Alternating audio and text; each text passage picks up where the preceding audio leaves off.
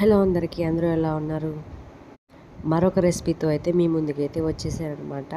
ఉసిరికాయ పచ్చడి ఎలా తయారు చేసుకోవాలో చూసేద్దాం. ముందుగా ఉసిరికాయలని మంచిగా కడిగి తుడుచుకోవాలన్నమాట. పొడి క్లాత్తో ఫ్యాన్ కింద కొద్దిసేపు అయితే ఆరబెట్టుకోవాలి. ఒక గిన్నె పెట్టుకొని సరిపడా నూనె అయితే వేసుకొని దాన్ని గోల్డెన్ బ్రౌన్ కలర్లో వచ్చేది ఫ్రై అయితే చేయాలి. దానికోసం కారం ప్రిపేర్ చేయాలి కాబట్టి దాంట్లో తగిన కారం, ఉప్పు, ఎల్లిపాయలు అయితే పొట్టు తీసుకొని బరసగా అయితే అంటే కచ్చా పచ్చగా అయితే మిక్సీ అయితే పట్టుకోవాలన్నమాట. నేను చూపించిన విధంగా అలా పట్టుకోవడం వల్ల టేస్ట్ అయితే బాగుంటుంది. మెత్తగా ఉంటే టేస్ట్ అంతగా అనిపించదు. నేనైతే కల్లుప్పు అయితే వేసాను, మీరైతే కల్లుప్పు వేయకండి. పచ్చళ్ళలోకి అయితే మెత్తటుప్పు అయితే ఉంటుంది, అదైతే వేయండి. నా దగ్గర లేదు, సో కల్లుప్పుని కొంచెం మిక్సీ పట్టి అయితే వేసాను అనమాట. ఇవి ఫ్రై అవ్వడానికి చాలా టైం అయితే తీసుకుంటుంది. ఆల్మోస్ట్ ఆ రోజు నేను పచ్చడి పెట్టేటప్పుడు టైం 12 అవుతుంది. ఇవి అయితే ఎగిపోయినాయి. ఒక 40 మినిట్స్ పాటు అయితే ఫ్యాన్ కింద అయితే మంచిగా చల్లబడేటట్టు అయితే ఉంచాను అనమాట.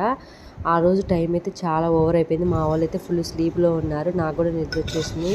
అదంతా నూనెంతా చల్లబడిపోయిన తర్వాత ముందుగా ప్రిపేర్ చేసి పెట్టుకున్న మన ఎల్లిపాయ కారం అయితే ఉంది కదా, దాన్ని అయితే దాంట్లో అయితే కలుపుకోవాలన్నమాట.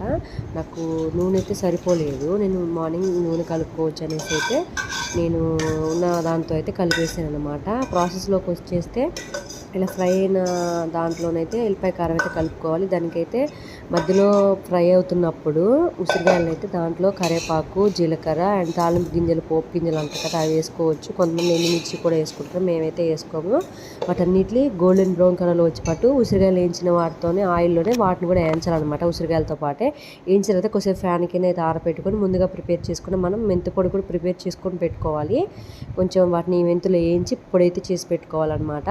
వాటిని పొడి చేసిన తర్వాత మెత్తగా అయిపోయే వరకు ఉంచుకొని దాన్ని ఇందులో కలపాలి. ఎల్లిపాయ కారం కలిపిన తర్వాత ఒక్కొక్కటిగా అన్నీ అయితే కలుపుకొని కొంచెం ఆయిల్ సరిపోతే కొద్దిగా ఆయిల్ వేడి చేసుకొని వేసుకోవాలన్నమాట. మనం ఉన్న అంటే మామూలుగా ఉన్న ఆయిల్ అయితే వేసుకోవద్దు, ఎందుకంటే ఇది ఆల్రెడీ ఫ్రై అయిన ఆయిల్ కాబట్టి దీనికైతే మళ్ళీ సెట్ అవ్వదు అనమాట. పచ్చడి అయితే ఖరాబ్ అవుతుంది.